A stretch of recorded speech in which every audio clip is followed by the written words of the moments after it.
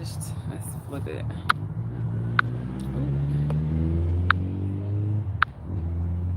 It's still a little smudged. It look like. Sorry for you guys that are watching the replay. All right, so good morning, you guys. Welcome to the channel. My name is Kiara. Welcome back to my tribe. So this video is actually to answer a question as well as elaborate on why you want to become a surgical tech. So I got an email recently from a young lady. I'm not gonna say her name because she might not want everybody to know who she is. But I got it. I got an email, and the email was pretty much she found a surgical tech program. I think the program is like 2 months, if I'm not mistaken. But I think it's that program that we had covered before. As far as you not being certified through the or accredited, I should say, through the National Board of Surgical Tests and no, excuse me, let me back up. They need to be certified through the CAAHEP. That's who they need to be certified through. The school does. And so she was in the email. She said that it was certified through I think it's HPCT. I'm not really sure what that national school certification is, but what I will say is that most of the hospitals want you to have gone through an accredited program, and the accreditation for the schools is going to be the CAAHEP accreditation. So if they're not accredited through that, you would be taking a risk on going through their program and not getting a job. But my question to people is like, why would you really want to become a surgical tech? Like, you really need to have that question answered, because if you want to become a surgical tech for the money, there's other ways to make money. Or do you want to be a surgical tech for the experience? So that's just something that you're going to have to answer on your own. But I want you to ask yourself that question. Like, why do I want to become a surgical tech? Most of you guys on this channel already know that I became a surgical tech through the military. So that was just kind of what I did. And then I just did it as I got out.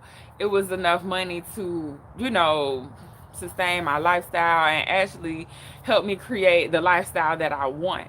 But do I think that there's other ways to make money where you don't have to sacrifice so much time and energy to go do surgical tech? Yes, there's several other careers or things that you could do to earn an income so you don't have to go to a school. But when you are looking at the schools, if you're gonna go to a school, make sure that it's accredited, so when you go get a job, that you can actually get a job and not have to worry about not having the appropriate accreditation. Most medical facilities know about the CAAHEP accreditation because the nurses go through schools that have to have that accreditation. Pretty much any medical professional that had to go to like an accredited, an accredited school in order to complete their like professional licensing or certification. So I would suggest not taking like I don't want to call it the easy way out when you're looking for programs, but make sure that if you are going to go through a program, that you're going to go through one that you can actually use the what am I trying to say? Use whatever you learn. Like, if you're going to go to school for surgical tech and the program is not accredited, and then you go try to work somewhere, they may not, or that school is not accredited through like a national accreditation, then they may not accept your school. They may not accept your education. So you have to worry about that. So I wouldn't cut that kind of corner, but I would go to get the certification versus getting an associate degree if this is just something that you're trying to do. Hang on one second, you guys. Rocket. I couldn't see Rocket, so I had to figure out where he was at. Oh, okay. So yeah, but back to what I was saying earlier is that if you're gonna if you want to be a surgical tech, you really need to ask yourself why. Like, that really needs to be something that you address, because it doesn't make any sense for you just to go be a surgical tech because this is something that either looks cool or you want to make some money doing it. the cool part, it might look cool or whatever just to be doing surgery, and when you looking at different setups and you know what's going on, like yeah, it looks cool, but there is a lot that come with being in the OR. And I'm not here to deter you either way. I'm just gonna like let you really know like what it is. So for me, knowing what I know now, I wouldn't go be a surgical tech. And that's why y'all see me struggle with telling you to go do it. But I would still let you know, like, yeah, it's a lifestyle. It will help you establish yourself if that's what you're trying to do. But would I go and spend $30,000 on the surgical tech program? Absolutely not. Absolutely not. I would not. But it's still a really cool career. I'm not gonna lie to you guys. Like it's a good career, but what you will see, what happens is people will be in this career for a little while and then they'll leave, right?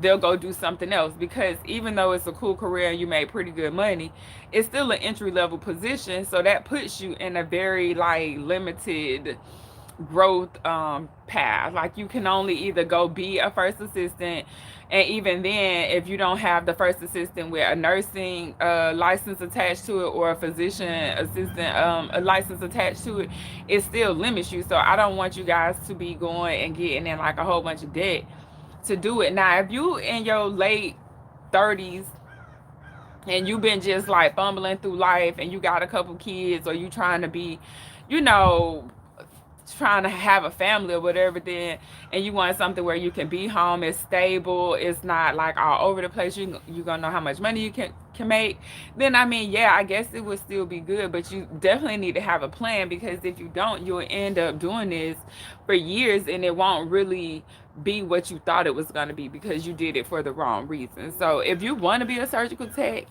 because that's just what you want to do, and you've like, okay, I don't want to be a nurse, I don't want to be a doctor, I don't want to pay that amount of money to go to school for those careers, and I don't want to spend that amount of time, then I think a year year training as a surgical tech is okay. I think though, well, I know that there's other ways to make this kind of money, and if you just need something that is gonna be stable for you, then do it for a little while and get out. But I would just do something that I would probably at this point in my life would not go to surgical tech school. um but that's because I have other um skills that allow me to do different things. So, and these skills, some of the skills that I've obtained over the years aren't skills that I went to school for. Like this is stuff that I did on my own or that I learned being in business. And y'all already know how I feel about businesses. Like I feel like everybody should have a business. I almost feel like you should do that instead of going to surgical tech school, no matter where you're working at. So if you're working like a low income job, or maybe it's not like the highest paying job that you have, then that's okay. Just take some of the money that you have from that and build you a business on the side. Now people be like, everybody not made to own their own, have their own businesses, and I get that, but it's on you if you want to leave your livelihood into somebody else's hands. Like that's on you. But I would have more than one stream of income that will at least give you some type of cushion if something happened in another area of your life that may affect your income, that stream of income.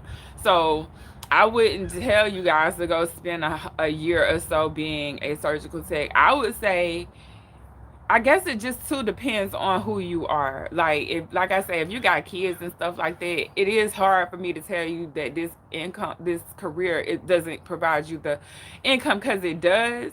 But if you're single with kids, then what's gonna happen is you're gonna be extremely tired.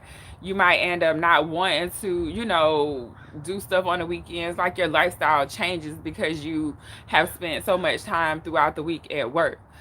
But I would just tell you to start like some type of business and whatever you like. And if you don't know what you like, what I did with most of the businesses that I've started, what I did was I started business around things that I liked, right? I had a passion for them. Now, even what I'm learning now, that even though having a passion for certain things doesn't really align with my purpose, or they may not always intersect, and I feel like purpose is more important than passion. But when you just starting in business, you have to start with things that you like. Don't just start with something that you don't have any interest in, because you're just gonna stop doing it. Okay, so when I picked the first business I started, it was in Mary Kay. And I used to wear Mary Kay a lot. I first started wearing Mary Kay facial cleaner. This was a long time. I was like 19, 20. I started, and actually, my mom would even have Mary Kay at her house. So I started wearing the makeup a little bit later. And so I started me a Mary Kay consulting business, and that was actually kind of cool because I would get the product, but I didn't really know how to market myself then. And so then the next thing that I decided that I was going to do when I had my son was that I wanted to go back to school to get my cosmetology license. So before, when I was younger, I would braid hair. Like when I was in middle school and high school, I would do hair, and I would make a little bit of money that way. So as I got older, I kind of knew a little bit more about how to braid hair and how to care for hair. And so I went to cosmetology school to be an entrepreneur and at least have some type of profession where it wasn't, like I knew what to do with hair. And so I started doing hair. That's what I did. And hair led me to learn pretty much learning how to market, or at least honing in on my marketing skills, because I knew how to market from blogging. I understood blogging. I knew how to build websites and all that as I was learning how to be a cosmetologist. So I learned, well, not even cosmetologist. I learned how to build websites before I went to cosmetology school. But when I was in cosmetology school, I figured that I was only going to use I was only going to use my marketing skills on my cosmetology business to get clients. So that's what I did. Now I learned later what I did and what I didn't like about being a cosmetologist. And one of the things that I just didn't really like was that I had to physically be in a location in order to earn money. And it was the same thing with being a surgical tech. Like I had to physically go to the hospital to earn the income. And I started doing YouTube to kind of leverage my knowledge with being a surgical tech, so I could just not, at some point I could just not be a surgical tech, and then I could just go on to something else. But at least would have had shared my knowledge with the surgical tech community or people that are looking for this information. So to make a long story short, every time I started some type of business, it was around something that I liked, but it also taught me something else that was going to help me further in my next business. So what I'm doing right now, and most of you may have seen this because I was talking about leaving recently, and what I realized was that I'm catching myself in a cycle because I'm so comfortable with going to the, sorry, one sec, you guys. My coffee was getting attacked. What I saw myself doing was getting caught up in a cycle where I knew I could make easy money going and taking a contract, but the contract doesn't really align. Good morning. It doesn't really align with what I am trying to do in my life. Like it doesn't, me doing surgical tech just does not align up fully with my lifestyle. So I had to really check myself on that. And what I realized was that I was splitting my time between too many different projects, and I didn't have like one main project to focus on. So when I would see money signs in certain areas, then I'm like, okay, well, I'll go do this then, and I'll go make the money in this area. But I need to focus my energy into one particular, not all of my energy, but most of my energy needs to go into one particular business. So I decided that I was only going to focus on building my life insurance business, and that's just because that it aligns with my lifestyle and the message. So I'll get into life insurance and on another channel, but just to let you guys know, when I decided to pick life insurance last year, it was because it aligned with what I had going on, and I just got caught up in all the other stuff that I was doing and really didn't put that much attention into it. But when I went back to look at what I like to do, my purpose and those type of things, and I decided, okay, this is what I'm going to focus mostly on.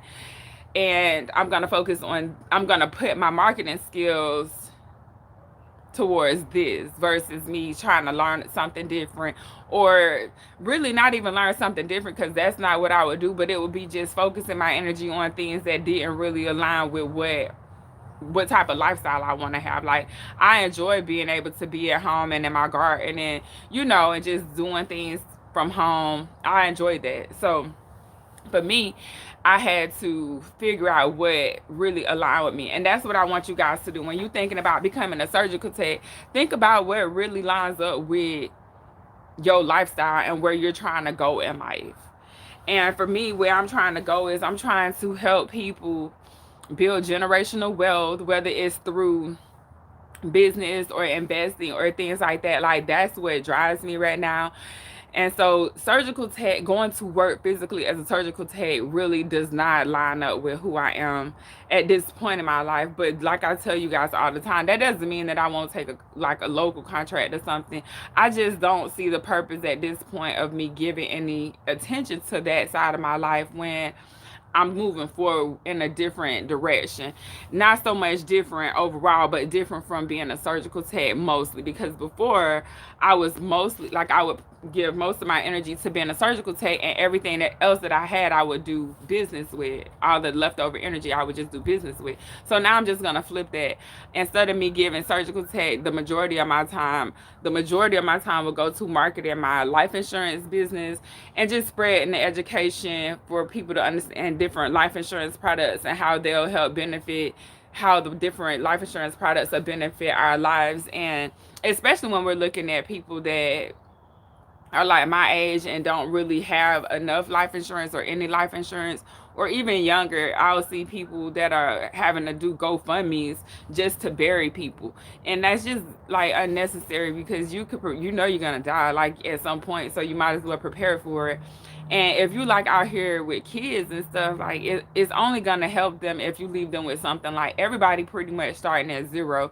But if you got a family member, especially if you're the parent and you have kids, if you die, like, who's gonna like help with those kids? And why don't you have any type of protection so that those kids can have some type of, decent lifestyle after you leave? So that's why I'm focusing more on that now. And if you like follow me on like Instagram and stuff like that, you'll see me promoting my gardening channel right now, because that's my new, like, I've been posting not every day on there. I still post on this channel more than on my gardening channel, but you'll see me posting on my gardening channel, and you'll also see me posting on being a life insurance agent and just sharing the information that I have around life insurance.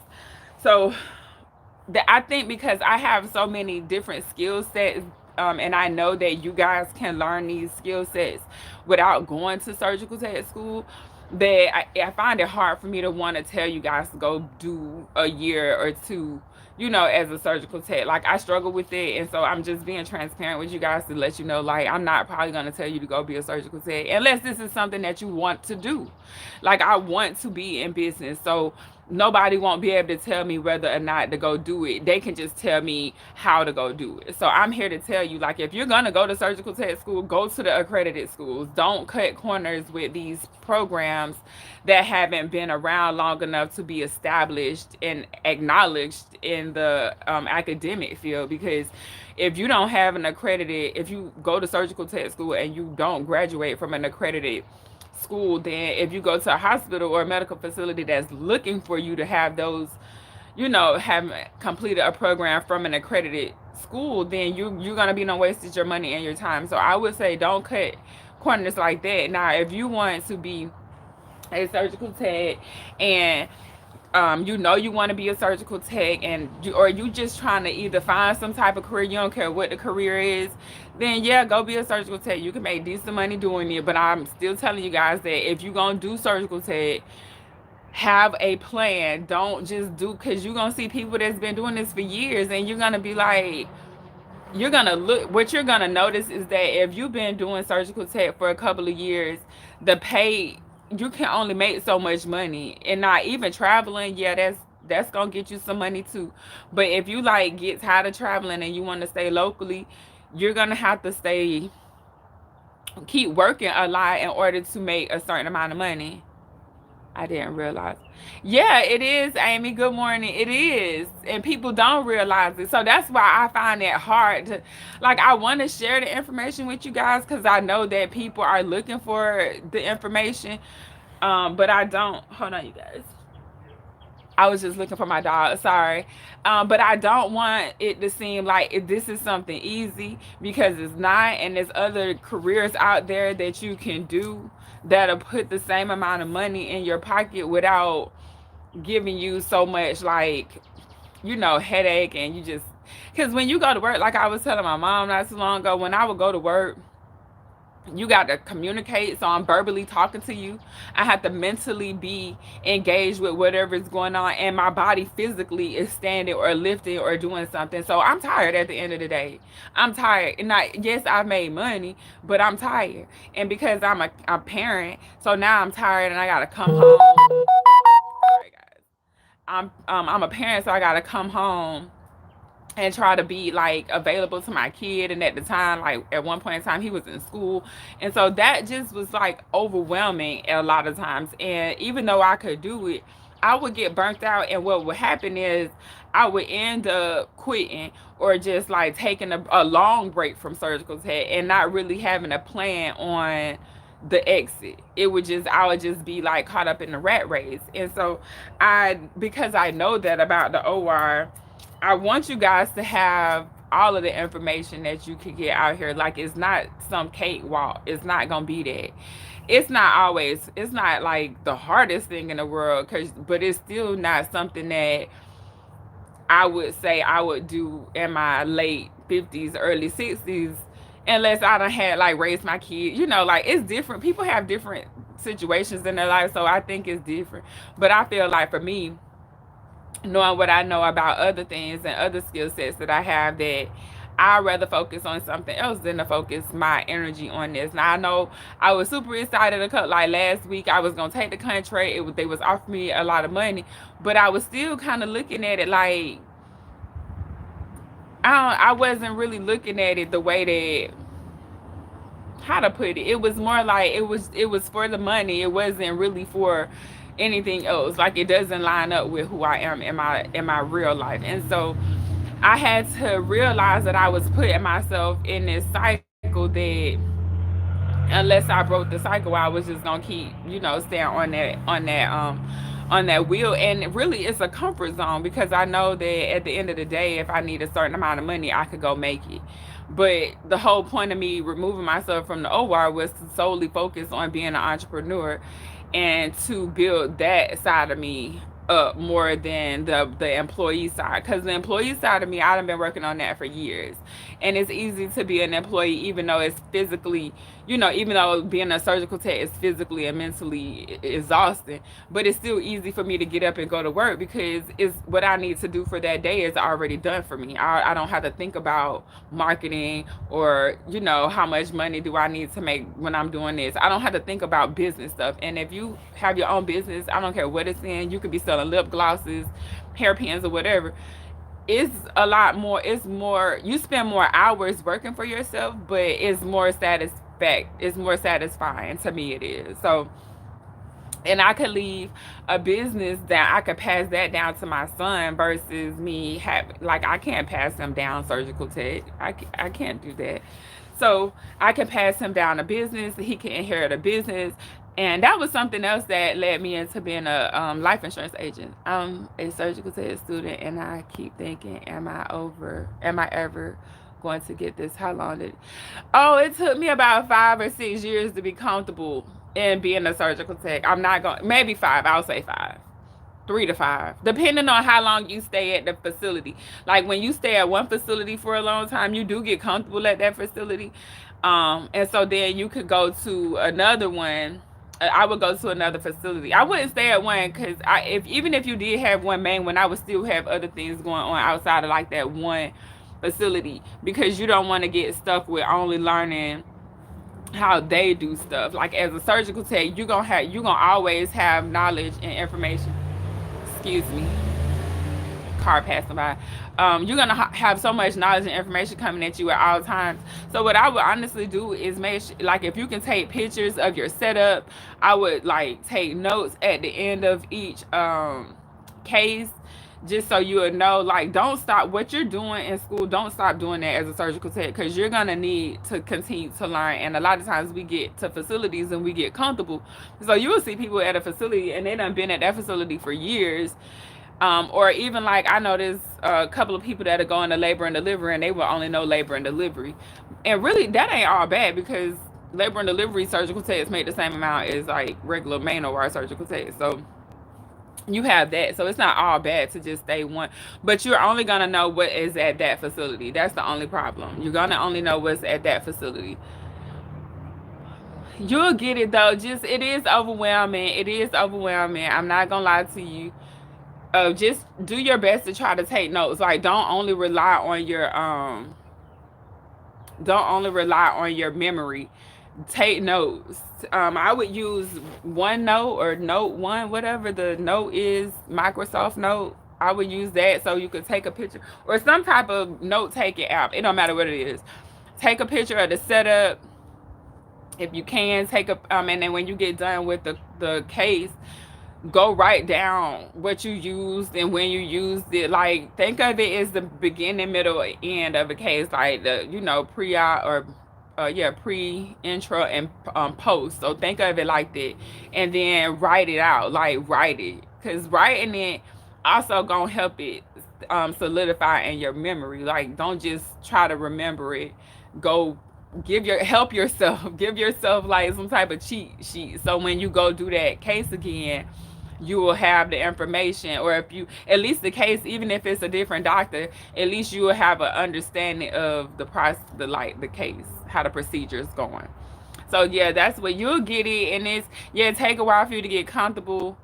um the confidence, I would say with confidence though, you can work on being confident outside of the OR. So do things like outside of the OR that's gonna build your confidence. And this was something that I'll tell people, like, and I know I harp on being an entrepreneur a lot, but being my own boss gave me the type of confidence that when I went to work, I didn't have to tolerate certain things. I would just get another job, or I would have another stream of income to support me throughout it. But I would say start doing things outside of the OR that are like confidence building. Definitely working out will help build your confidence, and working out, doing things like yoga, where it's gonna help your mind and your body connect, and yoga help you like learn how to stay calm when you're doing cases, because you know how we'll get anxious sometimes, especially if it's a new doctor or if it's some new case, or if they add on things and you like, I ain't never even know we could put these two together. So just start working on did you get yeah, I got yelled at a lot. So my first couple of years I was in the Navy, so I got yelled at because of that part. Like I was scrubbing in the Navy, so you would get yelled at in that aspect. And then when I got out, I got yelled at a couple of times. But I mean, after a while, what I would have to say is I had to also let people know, like, you're not, at one point, I didn't care if I was going to get fired. So when I stopped caring if I was going to get fired, them yelling at me, like, you're not finna yell at me. Like, my whole attitude changed. I'm telling you guys, when I started making money outside the OR, I became that bitch, like, period, point blank. And not to be cussing, but when I knew I could make more money in a shorter period of time doing like other things that I had going on outside, whether it was me being a hairstylist or me building a website or anything like that, those skills gave me confidence in the OR. And then I moved different, and when I started moving different, people started respecting me differently. I'm not lying. Like, it's a whole different, when you move in a boss energy, like, people can feel it. You know what I'm saying? Like, oh, it's a boss. They can really feel it. So that, I think, being an entrepreneur and actually doing yoga, because that's yoga helped me like learn how to work a lot more under pressure. Like, I already knew how to work under pressure before, but it taught me how to calm myself down, and once I'm calm and I have if I can calm myself down, and it was cool. And also having like a routine, like I would do the same thing. I don't care what the case was, I would still do the same things first. Like, I still had like a routine, and having a routine cut out some of my like anxiety, because I knew what I was doing. But definitely, I mean, getting yelled at come with it. And it ain't that's why I be telling people, like, this ain't no cakewalk. You gonna have people being condescending to you. You gonna have people trying to like manipulate the circumstances, if you knew and they've been there, some people might not even give you the updated surgeon preference cards. Like, it's really, it can be like petty at times. It can be petty at times. And so be mindful of that. I don't know what I'm doing. Yeah, I'm like, yeah, you just understand you probably won't know what you're doing for a long time. So just keep taking notes. Just keep taking notes, writing it down, asking questions, talk to the docs. I mean, read the room too. Like, if the doc, don't just be like interrupting and stuff, but like ask the doctors, talk to the doctors. At least if you talk to them, they'll have they'll think that you're trying to learn. You know what I'm saying? What would be funny is to see a student come in the OR and then like stand on the back of the wall, not really be engaged, be scared. You can be scared. You're gonna be scared. So what is courage though? Like, courage is acting in fear. Like, you still have to go forward with it. You can't just be like, you know, and understanding that you don't know nothing is like gonna be key, because a lot of surgical techs will be doing it for a long time and then they think they know everything and you can't tell them nothing. So keep that like humble approach to the cases, even if you know the case. Just remember, like, I remember I done did plenty of case like hernias or things, or even appendectomies, plenty of them, right? Colonoscopy, like all of them. And then always it's gonna be something that's gonna happen. If you do it long enough, you're gonna think, oh, I got this, and then one day it's gonna be something that's gonna happen and you're gonna be like, damn, I ain't never seen that happen before. And it's gonna keep you on your toes. So even when one time I was working in labor and delivery, and this wasn't even a C-section. Oh, that was my plan, sorry guys. We was doing not even a C-section, we was doing a VBAC delivery, and in certain hospitals the tech would still have to go do, the vaginal deliveries. And so this one day, it was me and this one doc. She was so cool, she was so nice. She was doing something, I don't know what she was doing, but her back was turned. And y'all know, like, you can turn your back and ooh, that's a big old wasp. You can turn your back and VBAC deliveries is considered, dirty anyways, because of the vagina and the anus is right there. But anyway, so she turned her back, and when she turned her back, the mom was still pushing, and just so happened, like, I caught the doggone baby. Like, it was the craziest shit ever. Like, how you catch a whole baby? And she was like, oh, well, continue delivering. She let me deliver the baby. And then we had like a debriefing. It wasn't like she had did anything wrong. The mom was pushing, and I guess the baby just came flying out. And it just so happened that at this facility, where how I was positioned, I was able to help catch the baby. And that's just something that I had been doing deliveries forever, and we had been doing them for a long time. It just so happened I turned around at the right time. But when that happened to me, from now on, I pay attention to like that. You know what I'm saying? Like, it just kind of happened, and you're like, oh shit, the baby out. Like, and how we had the mom, she was in stirrups. Yeah, the bed, you just don't want the baby to fall. Like, let's not drop nobody baby. You know what I'm saying? Like, that ain't gonna be okay. Especially when everybody in there, you got family members in there watching you. So what I'll say is that situation put me on my toes for like the next however many deliveries I did after that. And it's just that type of stuff that'll happen. Like, random stuff will happen. You'll think, oh, I've been doing this. So don't ever get comfortable. Don't ever get comfortable. Like, don't ever be taken for granted that it's a colonoscopy, or if it's a appendectomy, or if it's a gallbladder. Like, don't take those simple cases for granted just because you do them all the time, because there's gonna be one time that you're gonna be comfortable and some shit gonna pop off and you not gonna be prepared for it, and then it's gonna be like, damn, not that the doctor's gonna be killing nobody or nothing like that. Hopefully that doesn't happen, but you still need to stay on your toes. Nothing is ever routine. The case may be, you may have like an outline or a guideline of how it might go or how it should go. Whew. But at the same time, like, don't ever get comfortable. Like, don't get comfortable. Don't get comfortable. And I'm telling you this, and you're gonna be like, 3 years in, and you're gonna be like, I ain't that ever happened, and then boom, your fourth or fifth year, like, some random shit like that you would have never expected to happen, and the case happens. Like, I done been in a case before, and we thinking we finna do a mass removal, like a mass removal, in GYN, and kind of find out the mass not even in her vagina area is actually up in her epigastric. It was up in her thoracic, excuse me, area. And so we had to have a whole new team of doctors come in. You know what I'm saying? Like, you got to cancel these doctors because they only know the vagina and the, you know, the female anatomy. And then here you go, you need a doggone general surgeon. I'm at a level 1 trauma center. Yeah, you're gonna get to see some shit. Like, that's you're gonna get to see some stuff. Oh, thank you. Is it Andrews? Andrews? Thank you. Thank you, thank you. But yeah, I want you guys to really, and for those, like, if you're in school, Amy, like, have a plan so you know, okay, this how much money it costs me to go to school, this how long it's gonna take me to pay this money back, and this is what I'm gonna do with the money that I don't have to pay, like, whatever your profit is. Because when you're looking at going to school, it's still a business. Y'all just probably ain't looking at it like that, but the fact that you gotta do an investment, and a lot of the investing is gonna be credit, because you're gonna get a student loan to go to school, right? So that's like credit or capital for you to go to school.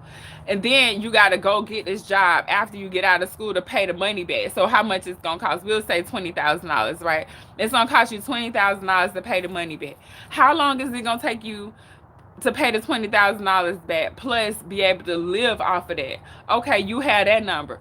Then you need to also incorporate some type of way to invest. And I'm not just talking about your 401k. Like, yeah, that's cool and great, whatever, do the match if you're going to stay at a facility for a certain amount of time. Understand, like, a 401k is on, and even if they're matching you, you don't get the match money unless you stay at the hospital or the medical facility for a certain amount of time. Like, there is a time frame on it.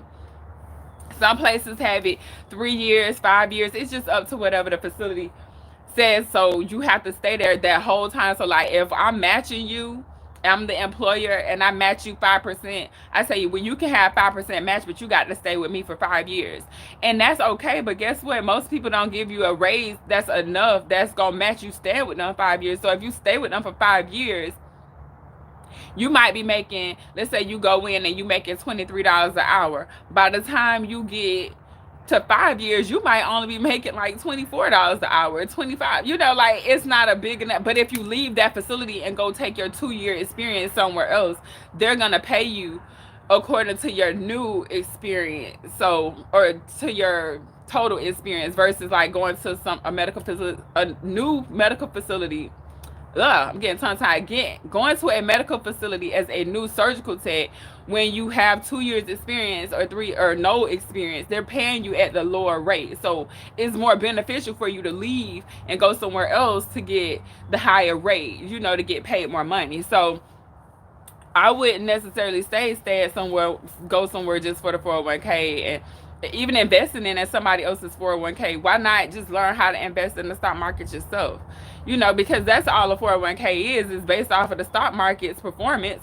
So if you put money in Robinhood or whatever, Fidelity, whatever, it's Charles Schwab, pick one. I don't care.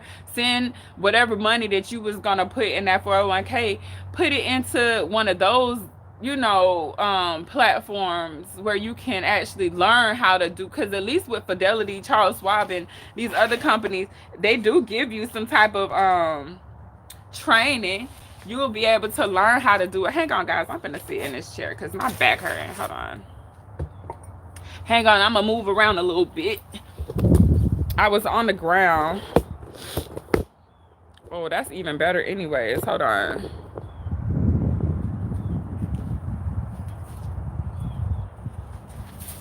Ooh. Let me not break my plant. Okay. Oh, that looks even better. Like, there's the light. So yeah, I would just be mindful of the 401k situation, you guys, and why you need it. And also, like I was saying, like, learn how to invest for yourself so you don't be dependent on, sorry, I'm just getting situated, so you don't depend on somebody else to help grow your money, because it's not about nobody else helping grow your money. Nobody gonna put that much energy into your money besides you. So learn. So back to what I was saying, when you decide on being a surgical tech, or if you say, I'm already in the game, I'm too far, you know, I'm deep in this now, Kiara, like, now that we in it, like, what do I do? Okay, now that you already either in school or that you already done became a surgical tech, just sit down and come up with a real financial investing plan. Like, I don't care if you investing in, like I say, whatever business you want to start, or whether it's the stock market, or if it's a Roth IRA. Do all of them. Like, put some money in a Roth IRA, put some money into on taking the boards. I didn't have to. I don't know. I don't, cause we didn't. I didn't go through like a board.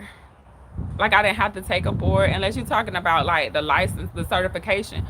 Are you talking about the certification, or like at your school you have to like go in front of a group of people to pass it?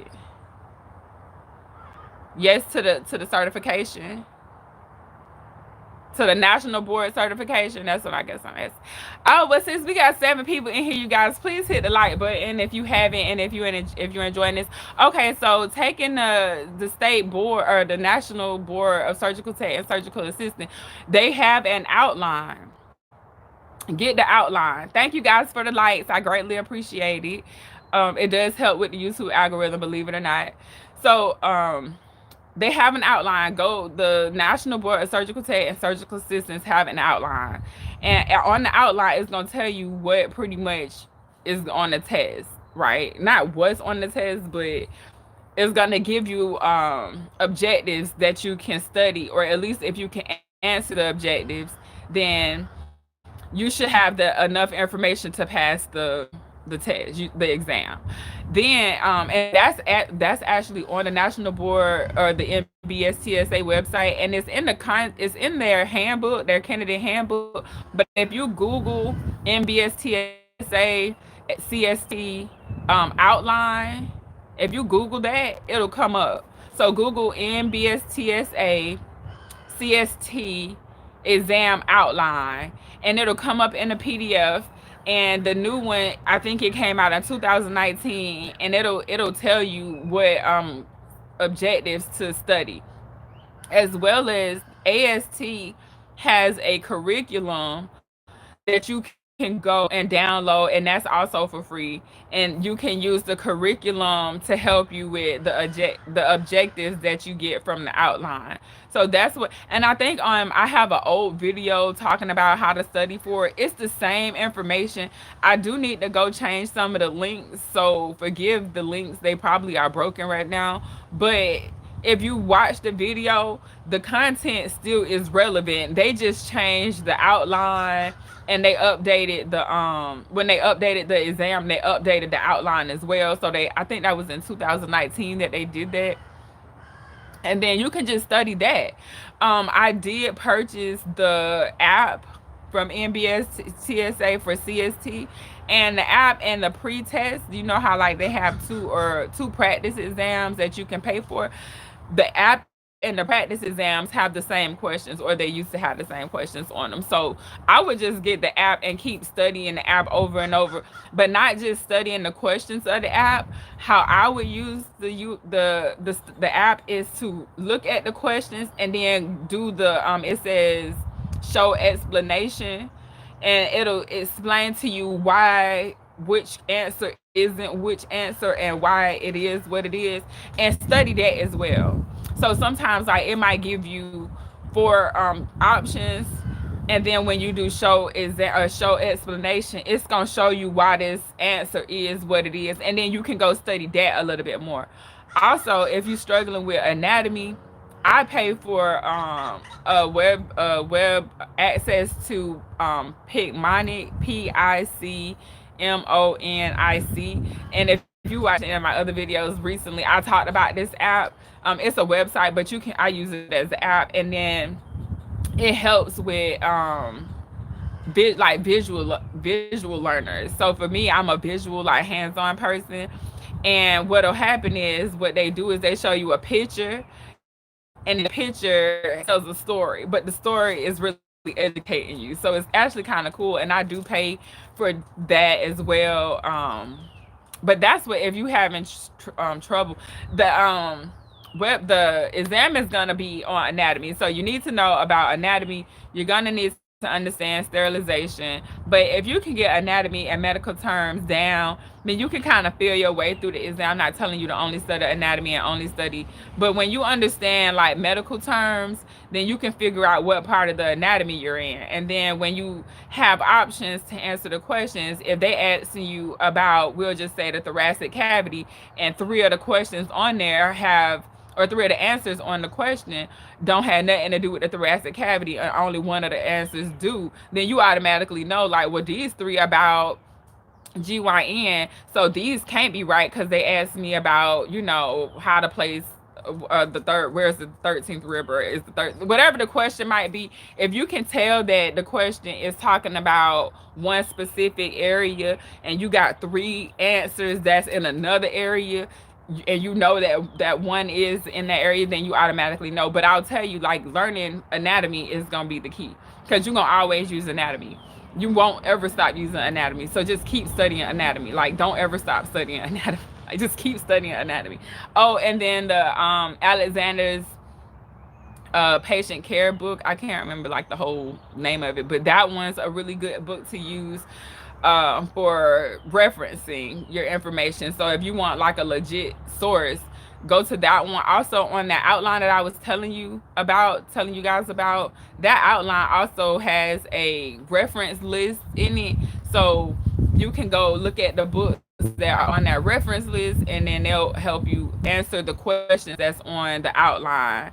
So yeah, that's pretty much how that go. But I want you guys to make sure that you have a plan for those who have not decided on going to surgical tech school and you just trying to get the information.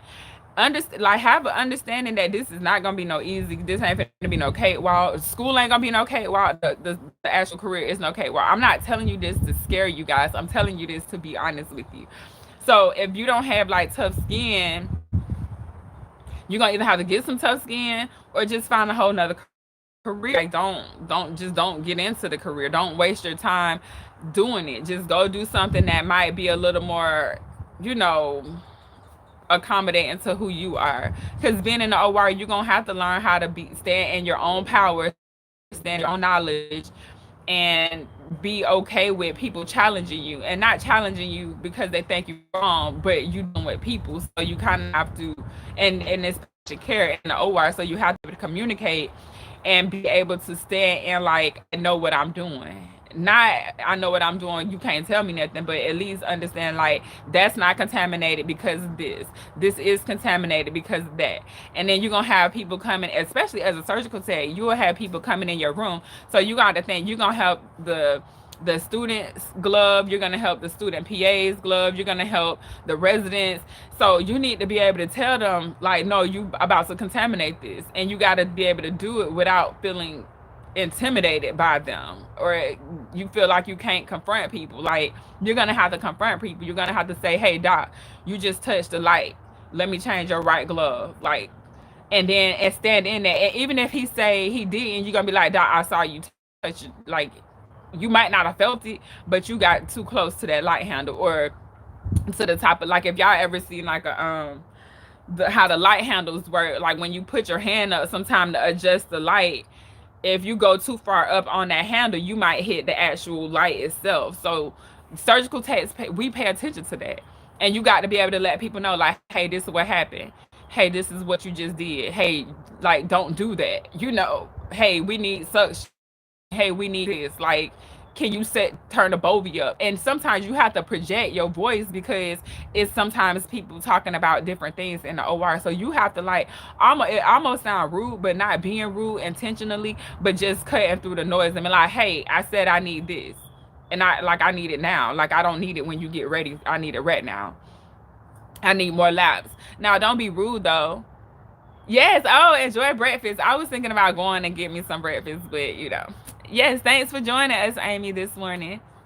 Have a good day. I haven't had no breakfast yet, but it's still kind of early. I'll probably go get me something. My son's still asleep. He stayed up all night because it's the weekend, so he stayed up all night. But yeah, I just wanted you guys to really, the whole point of me making this video was for one, to answer a question about something that someone had emailed me, as far as the certification of the program that she was considering going to. And the program wasn't, I saw that email, it triggered a question in me, and the question was pretty much like, well, I wonder why she want to become a surgical tech. And that's the question that I have for you guys. Like, if you don't know why you want to be a surgical tech, like, don't go until you can answer that question. I would say don't do it. Now, if you want to be a surgical tech because this is something that you dreamed about, or this is something that you can see yourself doing, then yeah, by all means, become a surgical tech. There is a decent career. It's gonna provide you a decent salary, but there's other ways to make money faster than going to school to be a surgical tech, when you're gonna have to continue your education to become a surgical tech. Like, unless you're just gonna be a surgical tech, like, if you're just gonna be a surgical tech and you're not gonna do anything else, then you're still gonna have to go. I mean, then you won't have to go to school for any additional education, because surgical tech is an entry level position. You still gonna be able to make money, and right now the salary is going up because there's a shortage of surgical techs. So if there's a shortage of surgical techs, the pay might go up a little bit just to get people to come into the OR. But I still just feel like there's other ways to make this kind of money that's going to create a healthier lifestyle. I want to say mentally healthier, definitely physically healthier. And if it's about money, like I say, you can make money doing other stuff. You can make the same amount. You can make 100,000, 200,000 selling eBay, selling stuff on eBay. You know what I'm saying? Like, it's other ways, and then that's gonna give you a different quality of life. So it just depends on what you want to do with your life. Like, what type of lifestyle do you want? For me, and y'all can see this, surgical tech does not allow me the lifestyle, like working full time as a surgical tech. Now, traveling surgical tech does offer a lifestyle, and I say that because you can travel for half a year or less and make pretty decent money, right? But if you got kids or like pets, like me, I got a kid and pets. I got more pets than I do a kid. So it's kind of hard for me to really travel without putting certain responsibilities on other people. And so, do I want to do that? Not really. Could I do it? Yes. But what type of lifestyle? So I had to ask myself a long time ago, what type of lifestyle?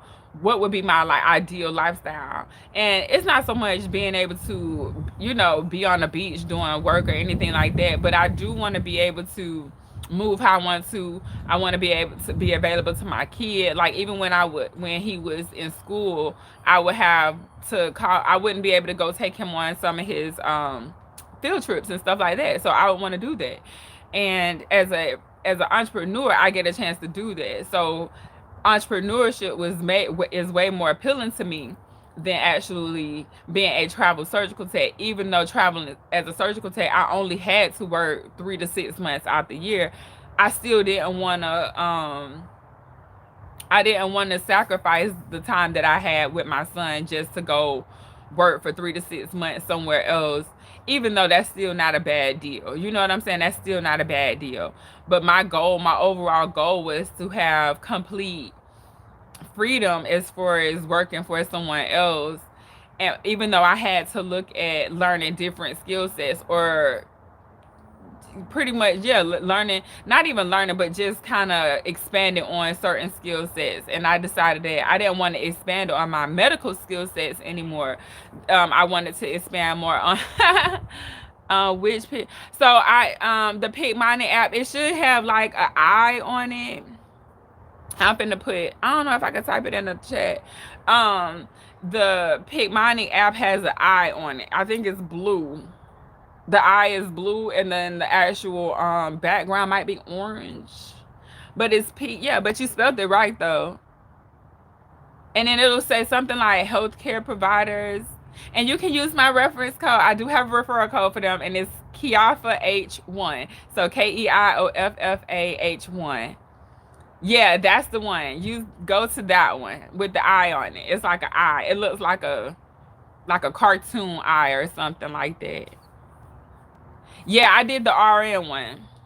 The RN one. The you could probably use the PA one, but I use the RN one because all of our books are associated with nurses, so that's why I went with that one. But the PA one, I feel might be too much. It, like, you might be learning too much. because you ain't gonna, but it still would help because you do work with the PA. So, but yeah, go on over there, girl. Use my referral code now. Look, Kiafa H1. I'm telling y'all, that's the referral code, and you can use that if you go to nursing school. If you want to be a medical assistant, I think they have doctors, PAs. They got every anesthesiologists. They got everything on there. Thank you, Amy. Enjoy your breakfast. I'm definitely about to go get me some breakfast in a little bit. I wanted some, y'all. I wanted to go. I'll do the R1 too. Yeah, that's the one I did. Cause all of our books, when you read in for the exam, everything that we do is revolved around the nurses information. So I just went with that. And I've been studying. I've been using them to study for anatomy. So I like it. They give you like little cool ways to remember things. So I like it. It's kind of cool. I just paid for it though, so it's not free. For those of you guys that don't know what Picmonic is, we're referring to a studying app.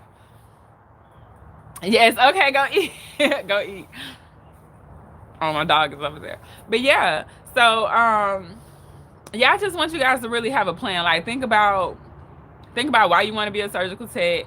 Think about what your responsibilities are. Like that definitely need to be on like when you planning this out, like what type of responsibilities. If you have kids, are you okay with putting the kids in daycare? Like this would in daycare, okay, let me talk about the kids situation. So I would have to find daycares that were open earlier than normal because we would have to be to work early. And I would have to find like the aftercare part was okay. I would be off at a pretty decent time. So I would be able to pick my son up around like 3:30 or whatever, or 4, depending on like aftercare is until 6. But I wouldn't want him to be at school all day. Like, and then if I didn't want to pay for before care, then my mom would have to take him to school and I would have to be off in time to pick him up. And so it just was like way more of a hassle for me at the time to be working doing that, but I still made it work. And then I realized that I wanted to homeschool my kids. So if you're looking for like a career or something that you can homeschool, it is possible, but it was a little more difficult. So when I decided to homeschool, what I did was I started working at nights. I started working like night shifts sometimes, and then I would do like three. I remember one place I was working, I could do like 3 12s. So then I would only need help with watching my son a couple of days out the week. But even then, like it was just more of a hassle.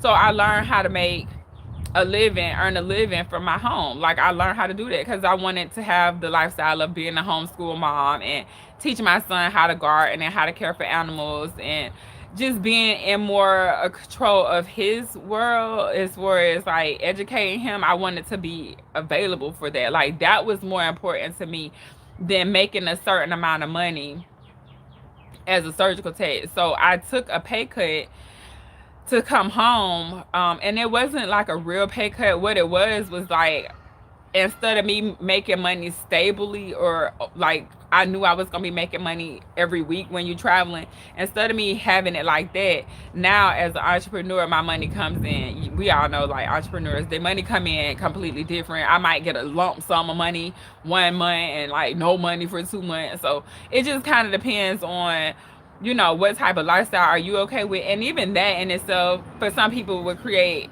some type of anxiety because they don't have money coming in.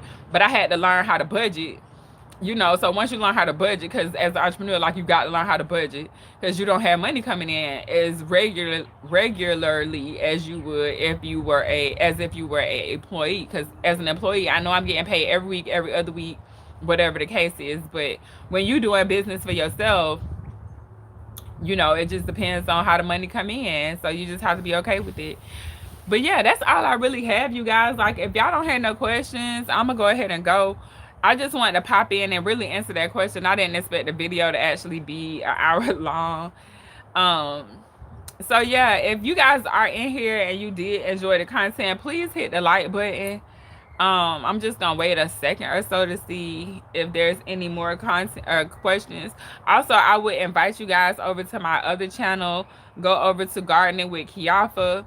That's where I've been gardening at, you guys, and you can kind of check out what I got going on, what I got growing in the garden. And yeah, follow me on Instagram. If you have any questions, you can email me at info@Kiafa. So that's INFO at KEIOFFA.com. I'm Kiafa on Instagram. I'm Kiafa. Yeah, that's pretty much the only. I mean, I'm on Facebook, but you probably won't really see me like that on there. And that's really all I have for you guys. If no one has any more questions, so I will catch you guys on the next video. Bye, guys. Enjoy your weekend.